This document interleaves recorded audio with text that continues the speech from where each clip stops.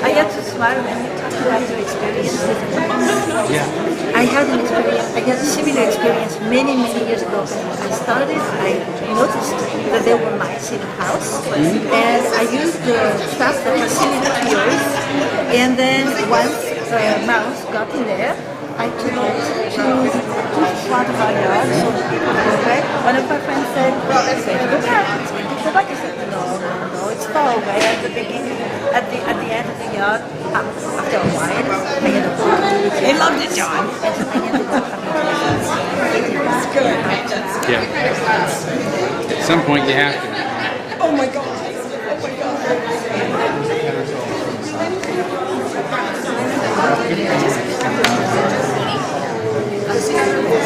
Glad you jumped back.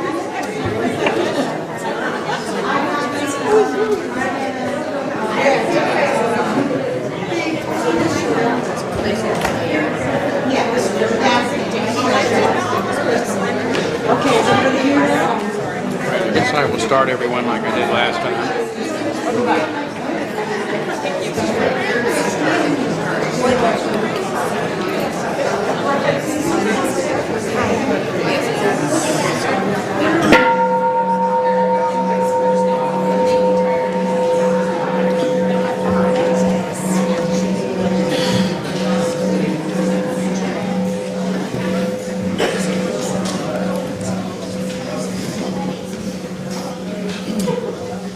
Okay, good morning. We're going to have our opening song in just a second, but I wanted to start by explaining to you what we are doing, because we are going to sing a couple of verses at least of one of our favorite songs here, Let It Be a Dance, but we are going to sing it in honor of our friends in Felșoracos, Romania, the Reverend Zolan Palco and Reverend Ursula, who just got married. And so they also are familiar with Let It Be a Dance. We do. They sang it to us when we were there just last summer. Their choir did. So we thought it might be nice to start our service. They do stream our services, so we'll sing to them. You can stand up and read the words off of the screen, but at some point if you want to turn and wave to the cameras and let them know that you're thinking of them, that would be fine too. So please stand, and Deb's going to lead us in Let It Be a Dance. I'll tell you when to turn around and wave.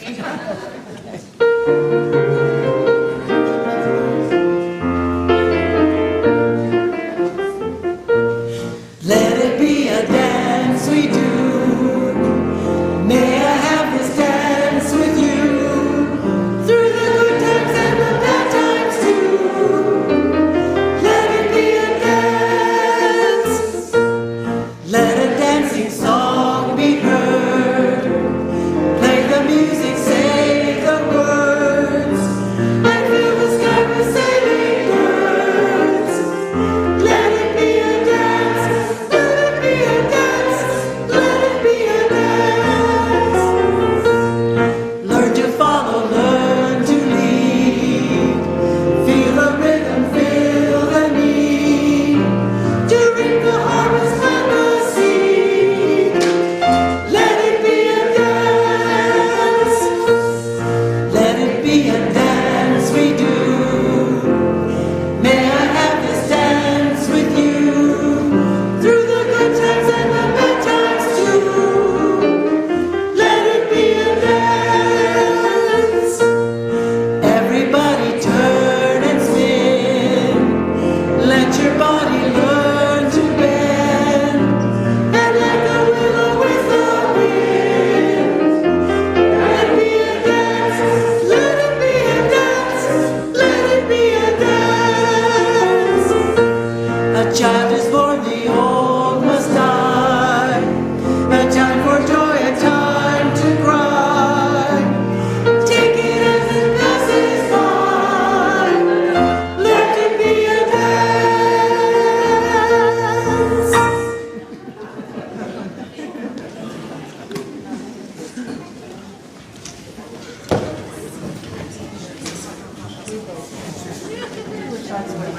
All right. And again, congratulations to Zolan and Ursula. We look forward to having the two of you here with us later this year. And stay as long as you want. You can have an extended honeymoon here in Spokane.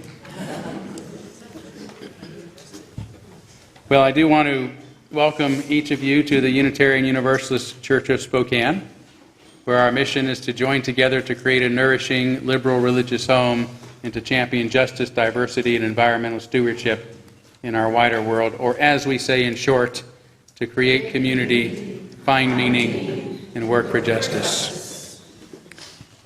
I want to also begin by embracing all that you bring with you to this space, all of your uniqueness, your unique beliefs, your background, your lifestyle, your experiences, all of your differences as well are welcome here. And as always, this includes those who are hearing this for the first time today, as well as those who hear me say it each Sunday. And of course, it is also true for those who are joining us via our live stream. So welcome to one and all. I do have just a few announcements. Yeah, let me do the announcements first, and then I'll say Happy Mother's Day. Although I kind of spoiled the surprise, right? So next Sunday, I hope that you will attend our services. It will be our coming of age service, in which some of our young people who are moving closer to adulthood have been going through a ritual experience, and that's going to be manifested through a service that they offer us next week. So I hope you'll join us for that. Also, this Thursday at 6:45 in our chapel, if you're interested in watching a live stream of Dr. Isabel Call's graduation from her theological training, as she marks another major step in her journey towards Unitarian Universalist ministry. You can do that together with some friends, again in our chapel next Thursday at 6:45. Yeah, I had a couple more over here. This is a couple of important ones. Well, first of all, you saw all the books back there. Somebody generously just donated all of those books last week. And to help move them along, they're being offered at a special price of 10 books for $5. So be sure and look through them during social hour. Also want to let you know that after our service, there is going to be an artist reception. The three artists who have taken all of these extraordinary photos that I know you're going to want to look at too are going to be there. There's going to be cake as well in their honor, so hope you'll participate in that and get to meet the artist. And then finally, next week, if you are so inclined, please bring some work gloves and a strong will and good back. We're going to have a church work party. You could use your help tending to weeding and raking and collecting trash, that sort of thing outside. So thank you all for that.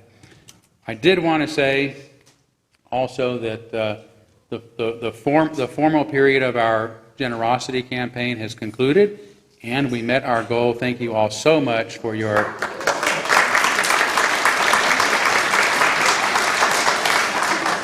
thank you so much for your tremendous generosity. We did things a little differently this year, as you know. Instead of trying to request people give a lot more to help us meet our budget, we asked if everyone would just give a little bit, kind of the stone soup model of community, and together, everybody just contributing a little bit, we were able to create quite a lot together. And that's a very rewarding experience because it says a lot about how we get things accomplished. Not only the support of our budget, but more importantly, the ministry that we're engaged in. So I want to thank you all again for contributing in such a significant way. This has been the most successful generosity campaign that I've been part of since I've been here going on 8 years now. So thank you all so much. Really appreciate it. Now, I do, of course, want to say Happy Mother's Day. As I said to the folks during the first service, I'm sure that there are some folks who are mothers here, and that everyone here has had a mother. So it is a significant day, and certainly a day that we should express our appreciation, not only for our own mothers, but sometimes more importantly for those who have been mothers, surrogate mothers to us. even some of the fellows out there that have been surrogate mothers to us should be recognized and thanked. But also remember that Mother's Day wasn't about recognizing and honoring our mothers. It was about mothers honoring their children. It's about mothers who were tired of sending their children off to war only to have them not return or to return differently, to return wounded.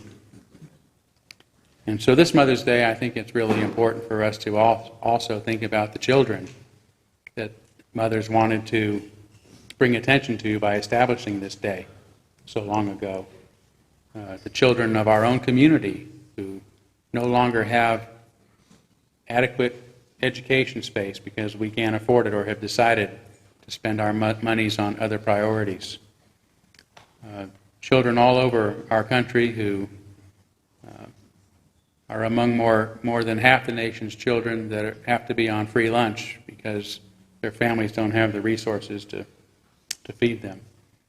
Children around the globe who are living in poverty and unsafe conditions, immigrant children who long to come to a place that will welcome them with a mother's embrace, children who worry if they'll be pulled away from their families, children that have been pulled away and worry if they'll ever see their families again. That's what this day was really about remembering when our mothers started it. So I want to honor those mothers and honor what it was they were trying to bring to our attention today as we think about what Mother's Day means to us.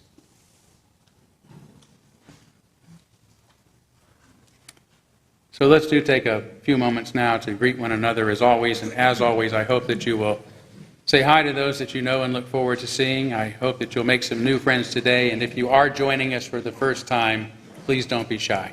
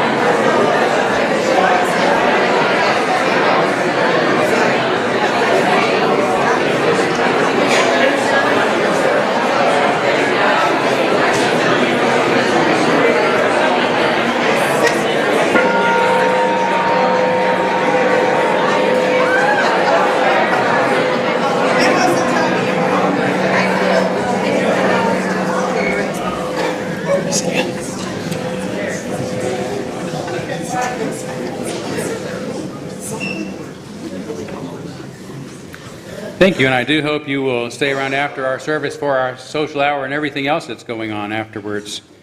But for now, let's move forward by lighting our chalice, the symbol of our faith, the symbol of our unity and our solidarity, of our openness and our inclusion of our community, and our individual uniqueness. May this small flame be our offering of warmth to those who are cold and alone, and a light to those in darkness. May it be a flame that ignites justice in our world and a beacon of hope to those in need. And may it reflect at least a spark of truth wherever truth has been lost, and cast a healthy shadow of doubt wherever it's been found.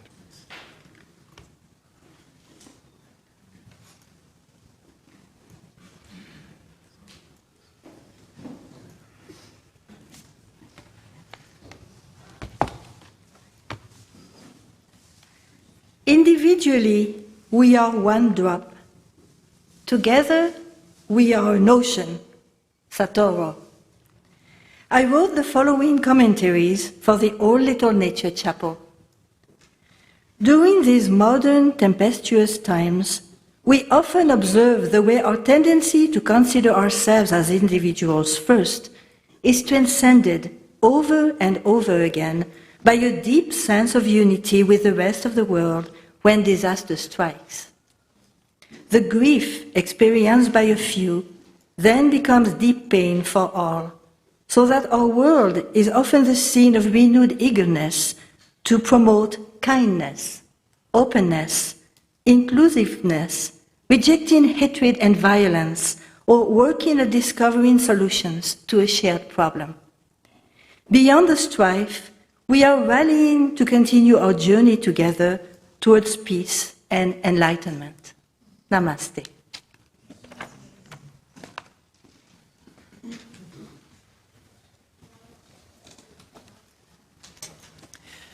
The next hymn this morning is actually a song of praise to the Divine Feminine. It's Lady of the Season's Laughter.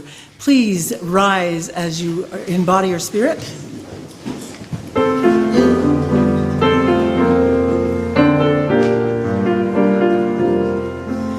Lady of the season's laughter, in the summer's warmth be near. When the winter follows after, teach our spirits not to fear. Hold us in your steady mercy, Lady of the turning year.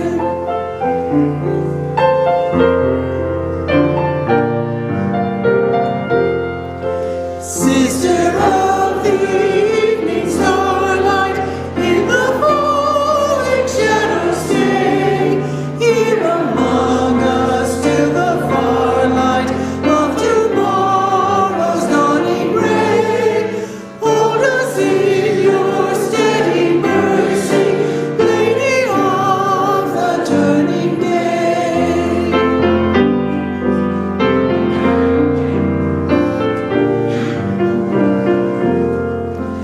Mother of the generations, in whose love all life is worth, everlasting celebrations bring our labor safe to birth.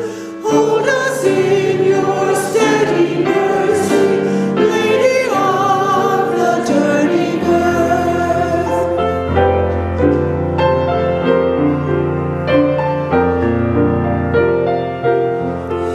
Goddess of all time's progression, stand with us when we engage.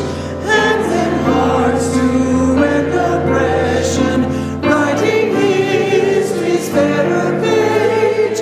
Hold us in your steady mercy, Lady of the turning age.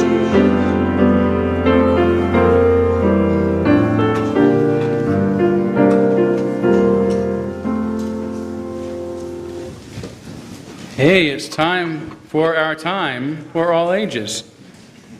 So if anybody would like to come forward for a little story, you can. Sit right in here where you can see me and I can see you. Right in here. Yeah, wherever. That's good. There you go. How's everyone doing today?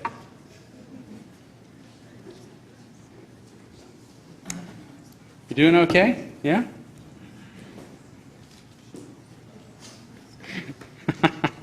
You're pretty talkative today, aren't you? So, do you guys know what this is? You ever seen one of these before? Any guesses? A trap thing? Yeah. It pushes in and it can't come out. That's right. It's a mouse trap. It's a humane mouse trap, which means that the mice go in and they can't get out because they can push the door open, but it gets caught and they can't push it out. So they stay in there until I find them. It doesn't kill them, yeah. So I had a mouse a few weeks ago, And I put my trap out and was trying to catch it, and finally I caught it.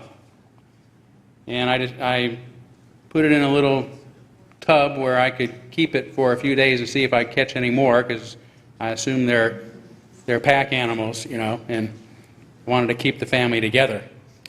But anyway, when I wasn't looking, the mouse jumped out and got away. So I put some more cheese in it, and the next day the mouse was in there again. So this time I put it in the pen and I put a lid on it, and then when I didn't catch any more mice for a few days, problem solved. I took the mouse and I let it go. At Finch Arboretum, beautiful place for mice. So I decided, that kind of got me thinking of a story that I might tell. And so my story involves a mouse. And I brought my little mouse puppet to help me with this. Now, hello mouse, can you talk? No. You can't talk? No. It sounded like you just said no. Did you? No. Okay, well, since you're not going to talk, we'll just let you be our prop person, and they can help. Because I had to bring some other friends for this story, but they weren't puppets. I didn't have the right kind of puppet species. So I had to go down to our basement and into the boxes that my daughter is leaving at our house forever. And got into her Beanie Babies. And so I brought some Beanie Babies. So I'm going to tell the story and let the mouse kind of hold our props for us when the time is appropriate. So once upon a time, there was an old man who lived high in an apartment in New York City. And he was having trouble sleeping one night because he started hearing something gnawing. It was such a small noise, but it lasted so long it bothered him more and more. He was tossing and turning and couldn't go back to sleep, and realized that he had a mouse and he had to do something about the mouse, especially after several days and he wasn't getting any sleep. And in those days, he didn't have a mice cube. So he decided the next best thing, and while looking out the window pondering the problem, he looked down and he saw some alley cats. He said, I'll go get a pet cat. So he went down into the alley and he said to one of the cats, if you will come home and live with me, I will treat you well and I will feed you and I will give you a warm bowl of milk every night. That sounded pretty good to the cat, so she went up to live in the apartment with the man, and sure enough, here's the cat, by the way. As soon as the mouse saw the cat, it ran out under the door and wasn't seen again. Well, the man gave his new pet a saucer of milk, then laid down to go to sleep, and everything was just wonderful until all of a sudden he heard a terrible sound. It sounded like this.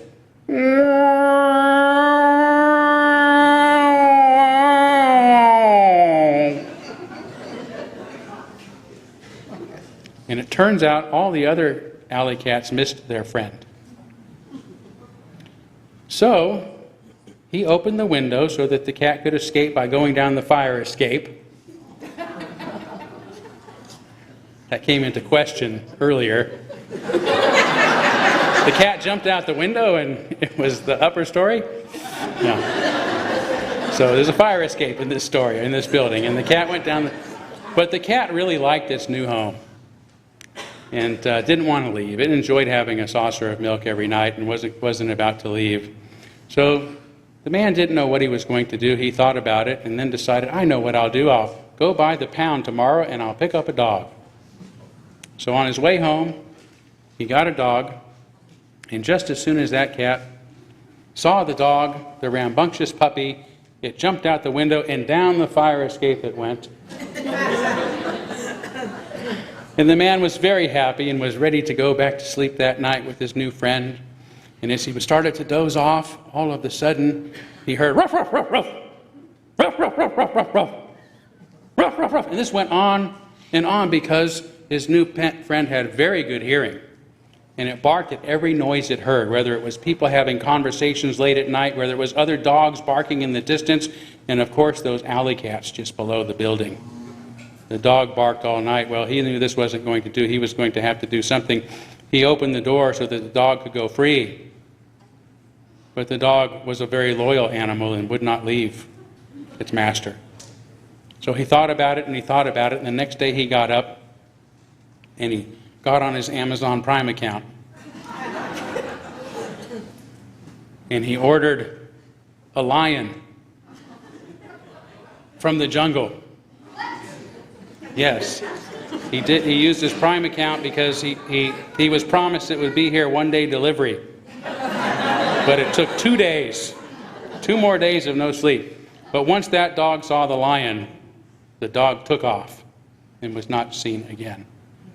So now the man was looking forward to finally getting some sleep. He went to bed that night only to be awoken by the sound of his stomach growling. He thought, why is my stomach growling? I'm not hungry. And then he realized it wasn't his hungry stomach growling, it was the hungry lion. And out the door the man ran, wondering, what am I going to do? What am I going to do to get that lion out of my apartment? So he was wandering around, and it turns out there was a circus in town. And he saw an elephant. And he thought, aha, I will liberate one of those elephants. And he took an elephant back to the apartment, and just as soon as that lion saw the elephant, away it ran. Now he knew he could get some sleep if only there were enough room for him to fit into his bed. It was too big for both of them. And before long, the people in the apartment below his were complaining that every time the elephant walked, they could hear its steps.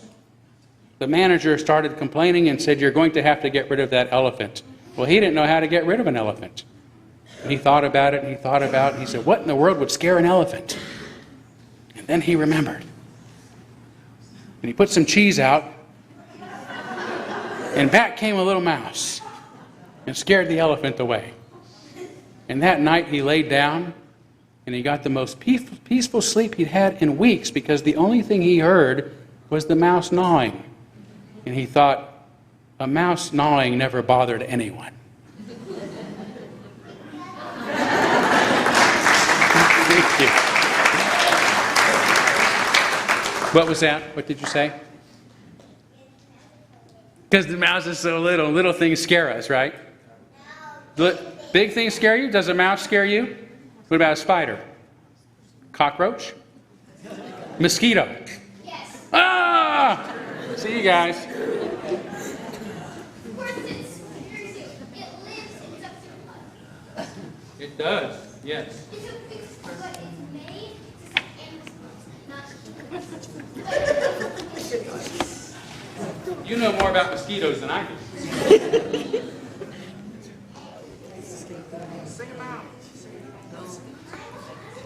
We light this second chalice so that as our children and youth go to their chapels, they carry the light of our flame with them.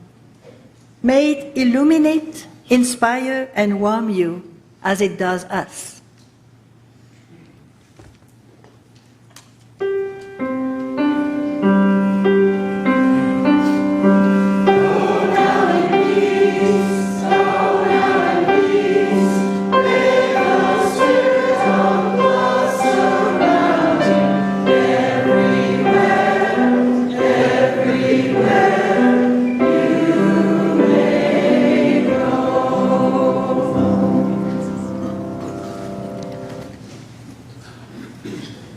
We now gratefully give and receive this morning's offering, which sustains this community and its mission to the larger world.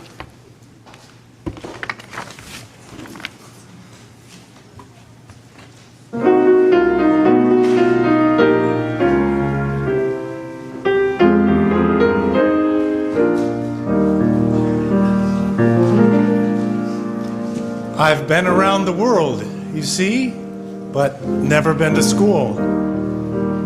Hard knocks are all I seem to get. Perhaps I've been a fool.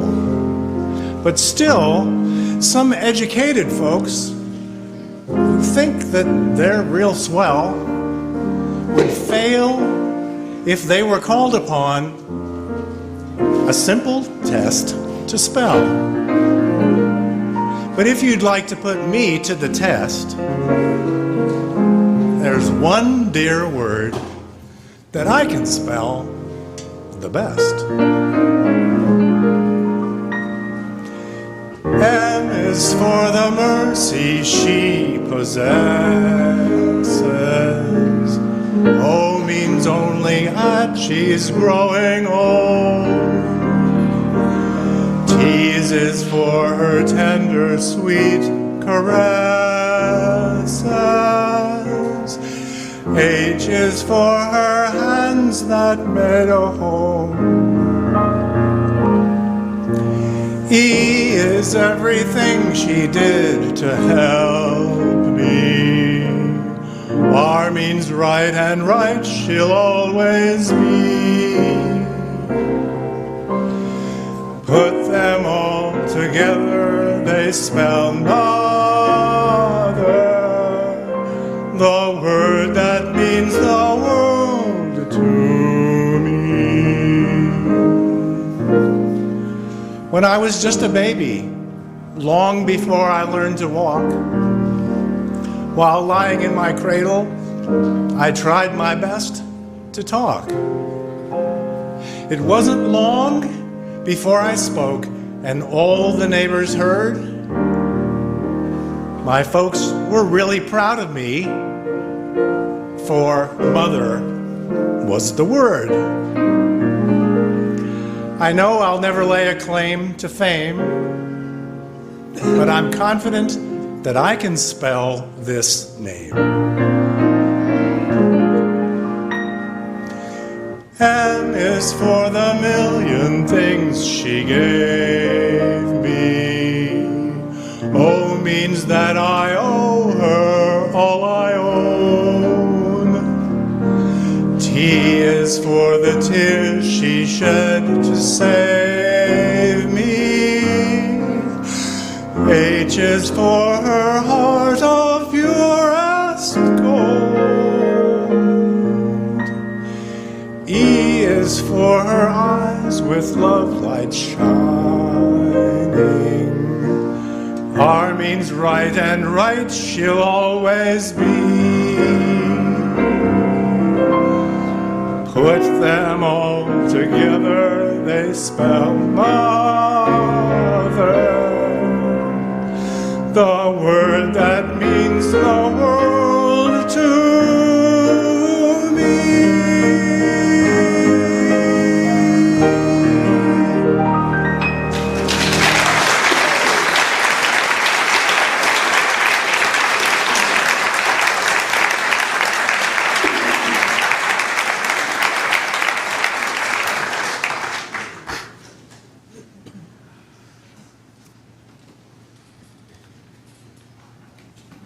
Thank you, John. Thank you, Michelina. John was telling me before the service started that this is the first time in 50 years that he has sung a solo in a church.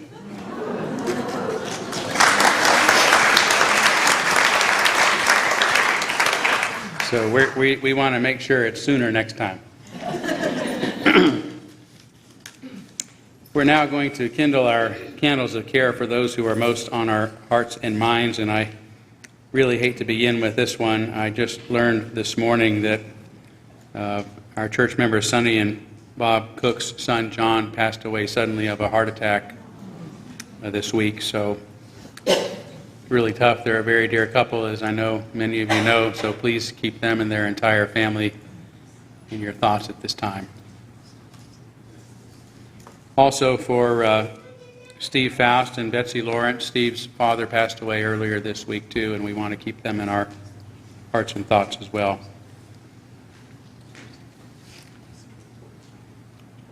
As always, let's take a moment of silence on behalf of others you might be thinking of, and of course you're welcome to name them aloud at this time if you'd like.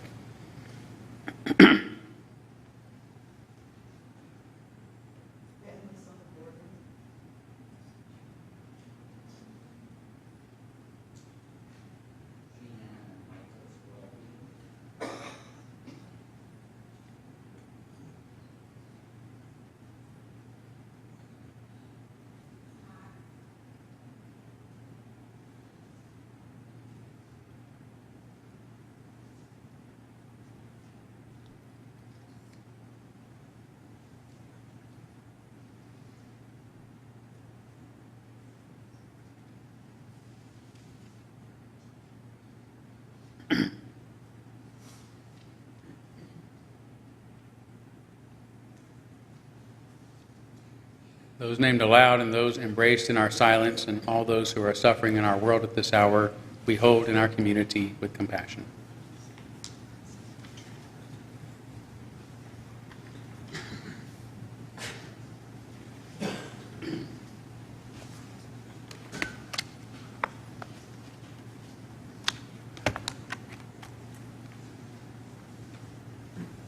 I honor the place in you in which the entire universe dwells. I honor the place in you which is of love, of truth, of light, and of peace.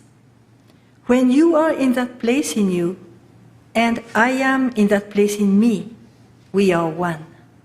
Namaste.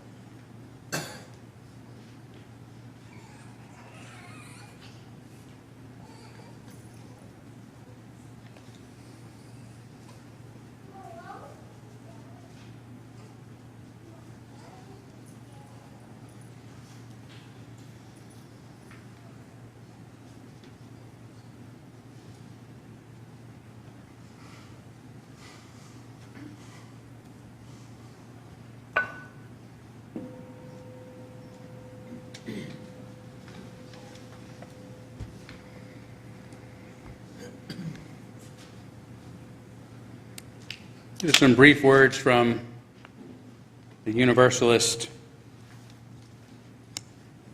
theologian, evangelist, Jose Ballou. If we agree in love, there is no disagreement that can do us any injury. But if we do not, no other agreement can do us any good. Let us endeavor to keep the unity of the Spirit in the bonds of peace.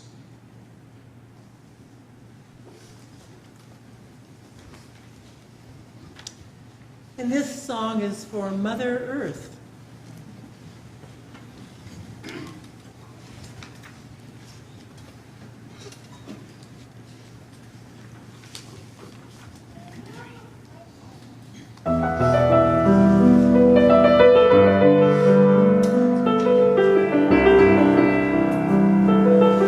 Listen to the wind speaks wisdom. Listen to the sky sing.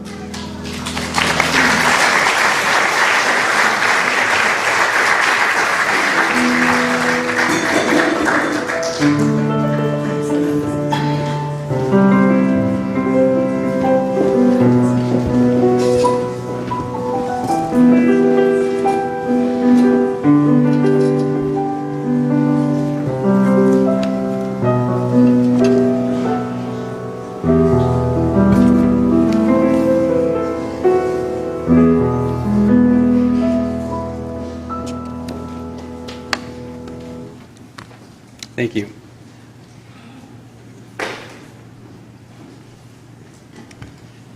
Cogito ergo sum. Great René Descartes famously said, "I think, therefore I am." He couldn't be sure of anything else, not even that there's a real world outside his mind, his own mind. But he was certain of one thing, that which he could have no doubt of, his own existence. He could not doubt the being capable of saying, "I." On the one hand, we might wonder why Descartes should have become famous for saying something so obvious. As many a great philosopher has heard in response to such discoveries, "Duh." But on the other hand, the sense of self that we all take for granted today may not have been so obvious to those living in the not too distant past. I'm not speaking of primitive hunter-gatherers who may have depended so much upon the other members of their troop that they felt indistinguishable from one another. I'm talking about people who lived in cities, wrote books, had religion, art, economics, and other expressions of civilization, yet may have been without conscious awareness of their own individual identities. This is precisely what the late Princeton professor of psychology, Julian Jaynes, suggests in his well-substantiated, groundbreaking, and intriguing 1976 best-selling book, The Origin of Consciousness and the Breakdown of the Bicameral Mind. Do you need me to repeat that, or you've got it? Okay. It's probably back on the table somewhere. Actually, it's very good. In it, Jaynes makes the case that until only as recently as 3,000 years ago, the right and left sides of the human brain played a very different role than they do today. In brief, the two-chambered, or bicameral brain as he called it, behaved like two separate brains, a speaking brain and a hearing brain. Unaware that the speaking side's voice was its own, the hearing side mistook it for the voices of dead ancestors and later of the gods. Individuals didn't make conscious decisions. They simply obeyed the voices in their heads, which they mistook for the authoritative voices of our dead relatives or their dead relatives and deities. If this is so, what we call schizophrenia today, or may be considered demon possession in the past, may be caused by people who still have bicameral brains. Unfortunately, hearing voices nowadays doesn't work as well for people as Jaynes argues it did thousands of years ago. If this sounds crazy, let me give you a quick rundown of the evidence, some of the evidence that Jaynes offers in support of his theory. He begins with ancient literature, including the Iliad, written around 850 BCE. There is in general no consciousness in the Iliad, he points out, meaning that there's no mention of the inner or subjective thoughts and reactions of its characters. Nor at the time was there language for expressing such experience in literature. What today we now consider the result of our own subjective emotional experiences were caused by external divinities in the Iliad. When Agamemnon, I got it right, king of men, robs Achilles of his mistress, it is a god that grasps Achilles by his yellow hair and warns him not to strike Agamemnon. It is a God who then rises out of the gray sea and then consoles him in his tears of wrath on the beach by his black ships, a God who whispers low to Helen to sweep her heart with homesick longing, a God who hides Paris in the mist in front of attacking armies, a God who tells Clearchus to Take bronze for gold, a God who leads the armies into battle, who speaks to each soldier at the turning points. It is the gods who start quarrels among men that really causes the war and then plans its strategy. These are only a few of the examples of the kind of behaviors that Iliad explains are being driven by external forces instead of the individual's own subjective decisions or own inner life. In response to the voices of the gods, that is, instead of to their own emotions.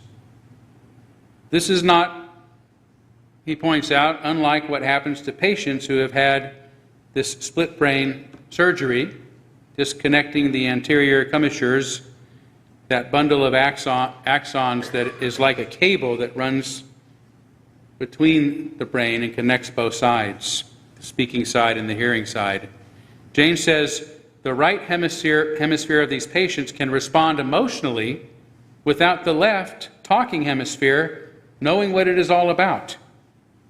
With the cable communicating between the two sides severed, one hemisphere isn't consciously aware of the other. For example, when researchers flash a nude picture at the left hemisphere, James explains the patient says that it saw nothing or just a flash of light. But the grinning, blushing, and giggling during the next minute contradicts what the speech hemisphere has just said. Many such patients also report hearing voices that they can't explain, voices that most of us would experience as our own inner voice, our I self. James also says that bicameral thinking explains the ancient practice of treating the bodies of the dead as if they were still alive, by, for example, dressing them, seating them or sitting them up, and sometimes even feeding them. And though it sounds more like a frightening Alfred Hitchcock movie today, it may have been usual for people in the past who mistook their own inner voices for the external voices of their dead ancestors, resulting in the ubiquitous practice of ancestor worship. All of this began to change, he posits, around 3,000 years ago when we first begin to see literary expressions of introspection in newer parts of the Hebrew Scriptures, for example, and in Homer's Odyssey and other writings around the same time. More interestingly, the stories that they contain often reflect the angst experienced during the breakdown of the bicameral mind. The confusion, that is, of not having a voice telling them what to do.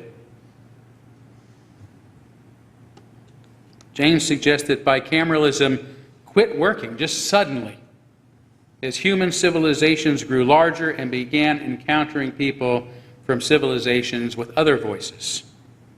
The story of the Tower of Babel that Yahweh destroys, casting people into confusion, is one example. As for the Odyssey, James says it is a story of identity, a voyage of the self that is being created in the breakdown of the bicameral brain. This leads to one of the most fascinating pieces of evidence for his bicameral theory, the invention of prayer. It was during this same period that people began pleading for the gods to start speaking, to start answering their prayers, to start answering their request again.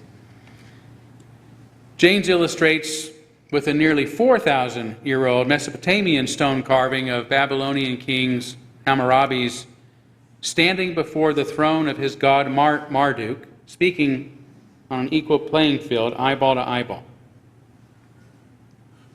A few centuries later, closer to when the Hebrew Scriptures and the Odyssey were being composed, another carving made in Mesopotamia, this one depicting the Assyrian king standing, then kneeling before an empty throne, praying to a God that has become absent. One such Babylonian prayer from that period says, "My God has forsaken me and disappeared. My goddess has failed me and keeps at a distance. The good angel who walked beside me has departed." The other side of the brain, the speaking side, became angry at the hearing side which no longer seem to obey its commands. Hence myths like Adam and Eve, who are evicted from Eden upon disobeying Yahweh's command, by eating from what? The tree of knowledge, and gaining the ability to distinguish the difference between good and evil for themselves. Becoming, as the Elohim complained, like one of us.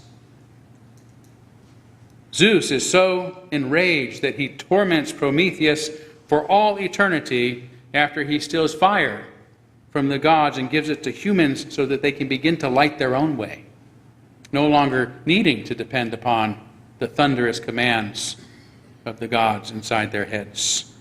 Not coincidentally, Prometheus is a name that means forethought. When the breakdown of the bicameral mind occurred due to a number of conflicting voices in the violent clash of civilizations, Jane says, chaos darkened the holy brightness of the unconscious world. Hierarchies crumbled, and between the act and its divine source came the shadow, the pause that profaned, the dreadful loosening that made the gods unhappy, recriminatory, jealous, until finally the screening off of their tyranny was infected by the invention of an analog space with an analog I. The careful, elaborate structures of the bicameral mind had been shaken into consciousness. I won't go into the complicated explanations, all the complicated explanations James gives, saying how this might have happened.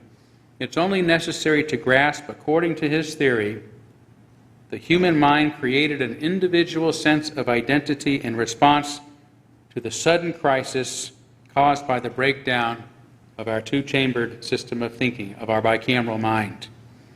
Without the gods to tell us what to do, we had to find another way to make decisions for ourselves, and in only a short time from that point, philosophers became so convinced of its reality that they began saying things like, know thyself, to thine own self be true, and of course, I think, therefore I am. Whether you accept this theory or not, which in my opinion, it's difficult not to, I bring it up so we might at least question the one thing Descartes claimed is unquestionable, and that most of us also now take for granted. There is a space in our heads, aware enough of itself to say, I. But how much does it really know about itself? About yourself? This new voice in our heads, which we now take as our own, is more often like a hitchhiker who is along for the ride. When we go about most of our tasks, driving a car, cooking a meal, reading a book, carrying a hot, full cup of coffee across the floor to the table, the thing calling itself I hardly notices because it's busy thinking random thoughts about other things. Meanwhile, our bodies seem to be carrying out things without thinking. If I let my I concentrate on carrying a full cup across the floor, I can't hold it steady without spilling. If I don't think about it, I can hold that cup and move it with perfect balance. How many of us have driven a car while daydreaming? A few, which says enough, right? But how many times have we driven a car while daydreaming only to end up going somewhere else by rote? Or making it to our intended destination, saying to ourselves, how did I get here so quickly? So if it's not the I that is driving the car or carrying the hot cup of liquid, who is it? Who's driving the car? Perhaps just from these examples, which are pretty ordinary in our lives, you can imagine how easy it might have been for our conscious ancestors with cities who wrote books, who had culture, to go through their lives without much need for a part of the mind that now calls itself I. Nevertheless, today we take our identity for granted and usually think that it epitomizes who we are as individuals. But even if we don't buy into Jane's convincing theory, the notion of identity, that it has been central in our lives, and in society for that matter, has been so for only about 200 years.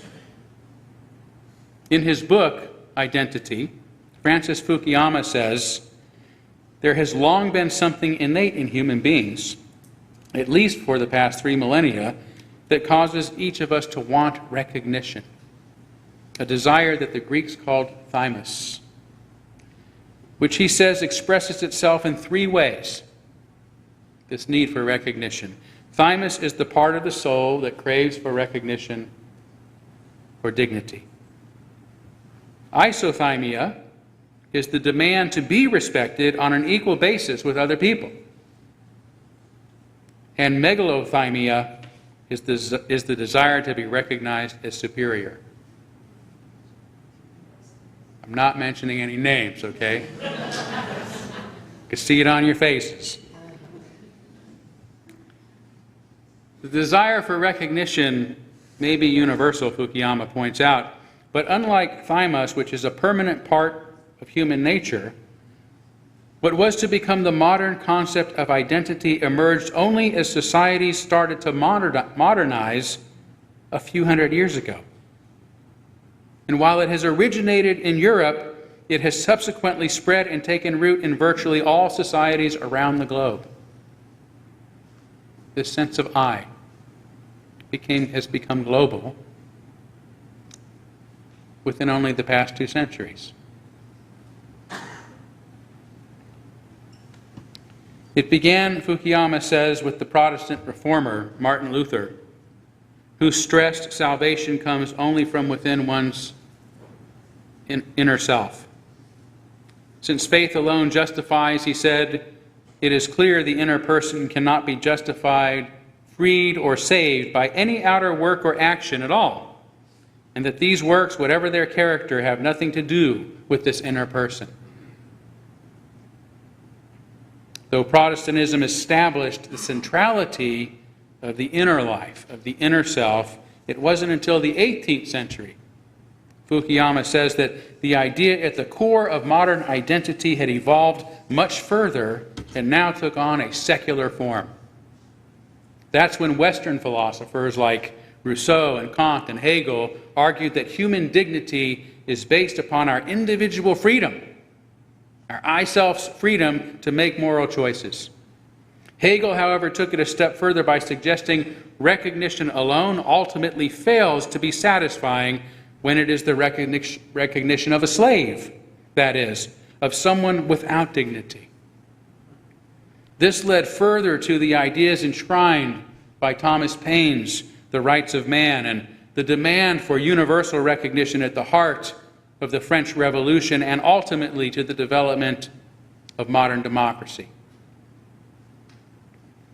This rise of modern democracy is the story of the displacement of megalothymia with isothymia, Fukuyama says. Societies that only recognized an elite few were replaced by ones that recognized everyone as inherently equal. Obviously, we've had a few setbacks as of late, but democracy remains a principle that continues to spread across the globe. By the early 19th century, Fukuyama continues, most the elements of the modern concept of identity are present. The distinction between the inner and the outer selves, the valuation of the inner being above existing social arrangements. Don't miss what he's saying there. The sense that the I-self is more important than society's needs, social arrangements. The understanding that the dignity of the inner self rests on its moral freedom. Why do I have dignity? Because I am morally free to choose. The view that all human beings share this moral freedom, and the demand that the free inner self be recognized. The latest evolution regarding our sense of individual identity, however, is the phenomenon known today as identity politics, sometimes identity liberalism, which Fukuyama says happens when the broadening and universalization of dignity turns the private quest for self into a political project. The Brookings Institution defines identity politics as political mobilization organized around group characteristics, such as race, gender, and sexuality, as opposed to party ideology and pecuniary interest. This doesn't sound so bad, yet Fukuyama says, or warns even, the rise of identity politics in modern liberal democracies is one of the chief threats that they face. And unless we can work our way back to more universal understandings of our human dignity, we will doom ourselves to continuing conflict. The issue with politics based mostly upon issues of individuals or the groups they identify with, from a practical standpoint, is most groups are too small to have enough political presence to accomplish what they want. If they are unable to connect with others, societies splinter, and we end up with megalothymians like Donald Trump in power, elected by a minority of voters because most of us can't get past our own interest to come together. And I see it happening again.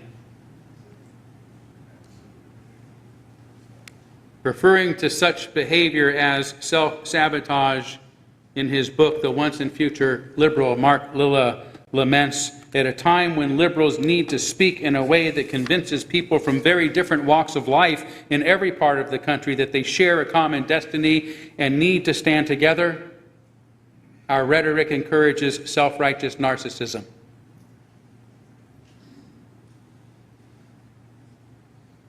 From a moral standpoint, the problem with identity politics, though it embraces the principle of equality, is that it does so at the expense of freedom. We saw this occur in the Soviet Union, when young Bolshevik revolutionaries fighting for income equality did so by establishing one of the most authoritarian states in modern history. These socialist regimes that tried to make this reality, Fukuyama reminds us, soon found themselves running afoul of the first principle of freedom, requiring, as they did, massive state control over their citizens' lives. Though it is a difficult balance, modern liberal democracies must be based upon what he calls the twin principles of freedom and equality.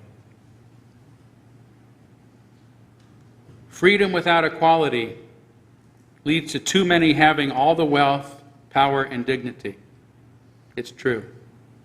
While equality without freedom only makes everyone equally as miserable. True human beings are essentially social. Philosopher Philip Devine says in his book, Human Diversity and the Culture Wars. But each one of us is nonetheless unique, among other things, in the network of social relations in which we participate. No one is simply a woman, a black person, a male or female homosexual, just as no one is simply a man, a white person, or a heterosexual. Hence, as we pursue the equality and dignity that each of us deserves for ourselves and for others, we should remember identity is a nebulous thing that is fleeting and changes over time. And there is much more to each one of us than the identities we find for ourselves or the identities that are forced upon us by others.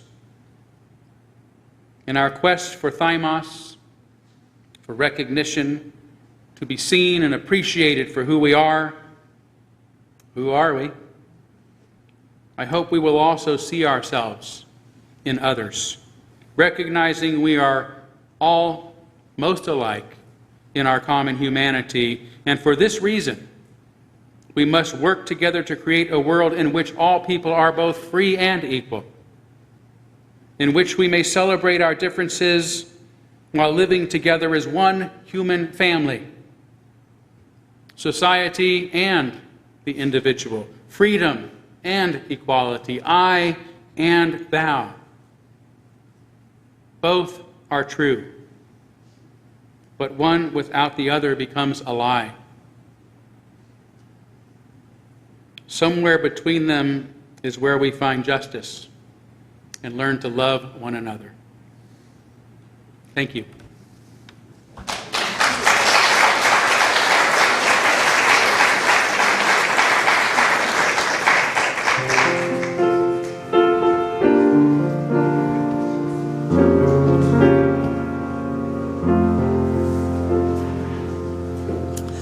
Our closing hymn is number 1026, If Every Woman in the World. Please rise in body or spirit.